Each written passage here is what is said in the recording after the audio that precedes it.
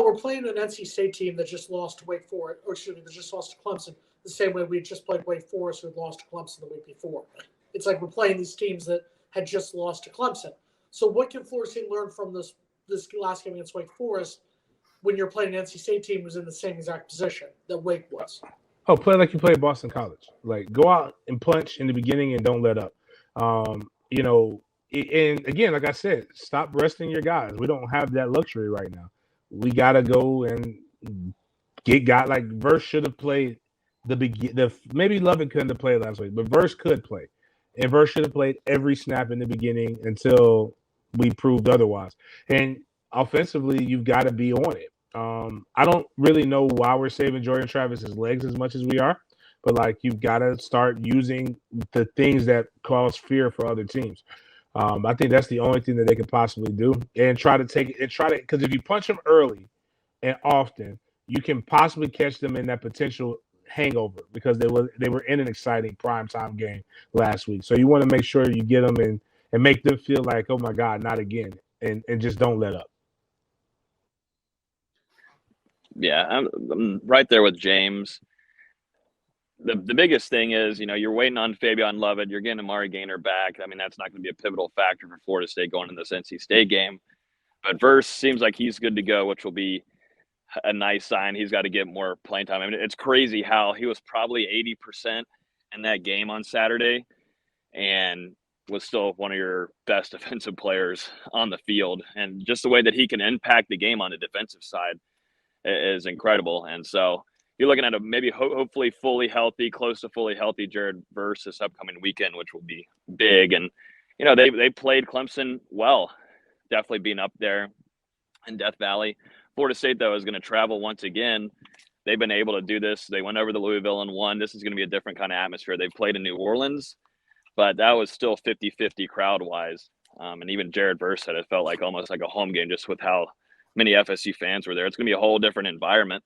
And we're going to see how mature this team is after a loss and the response after a really crappy, undisciplined game that Mike Norvell has preached all throughout his tenure here at Florida State of not making those mental mistakes. And it hurt them multiple times.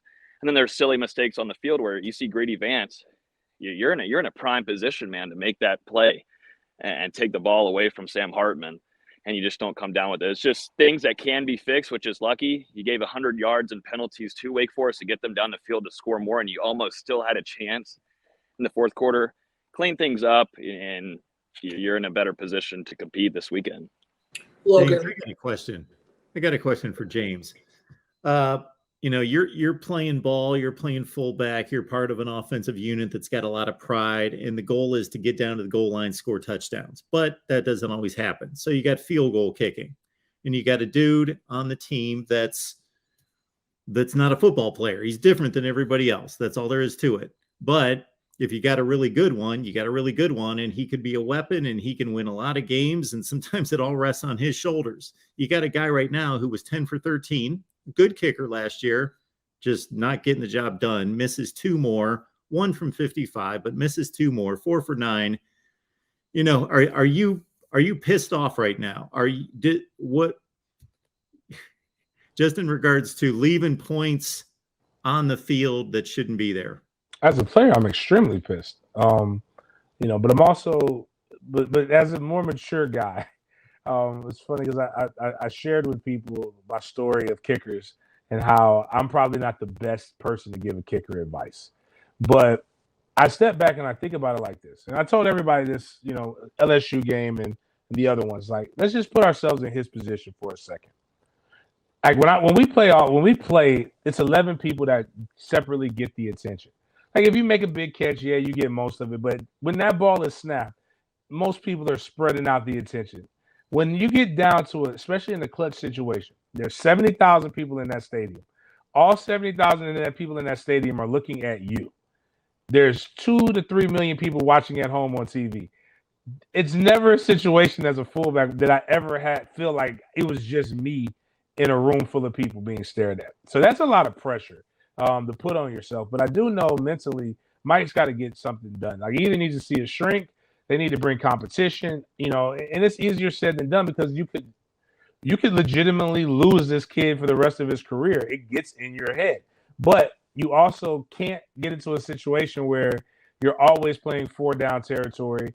You're always going for 2. Like, you got to be able to have easy layups. If you can't make layups, then you're not going to be able to win games consistently. So that's why I suggest letting the other kicker kind of get in and start getting getting his feet wet. Because we do have a backup kicker. I don't know why we've never seen him. I don't know. And apparently he can do it in practice, but nobody cares about practice. We play to win the game. So, but yes, as a former player, we're pissed as hell right now. We probably want to fight him, probably want to beat him up.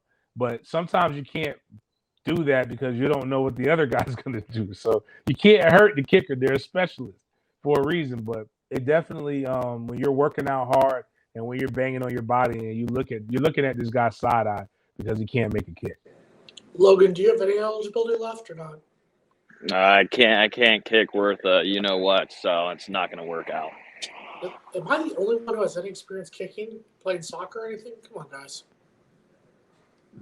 Jason, you got any eligibility for us? No, I'm done with my eligibility.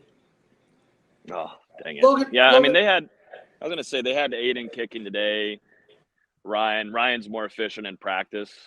I mean, I guess that's what you can I mean, it's a hard decision for Mike. I mean, it was funny seeing Mike was toying with Ryan, not toying with, I shouldn't say that, but Mike was throwing his hat in front of Ryan Fitzgerald, messing with him as much as he could before he was going on to kicks yesterday.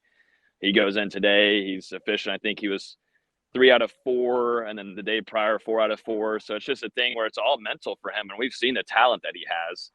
But it just stinks. And I mean, you can give the backup a shot, or you just do that to show Ryan that, you're a chance at losing your job. But it's just all a mental game for Ryan. And we've seen that in past too. We've seen it with Logan Tyler, all a mental game. Start off good, then inconsistencies happen. Then you can't rely on him. Then you go to Ricky, and then Ricky does his thing. Also, yeah, there's more to it, but primarily mental with a lot of these guys, at least in the kicking game.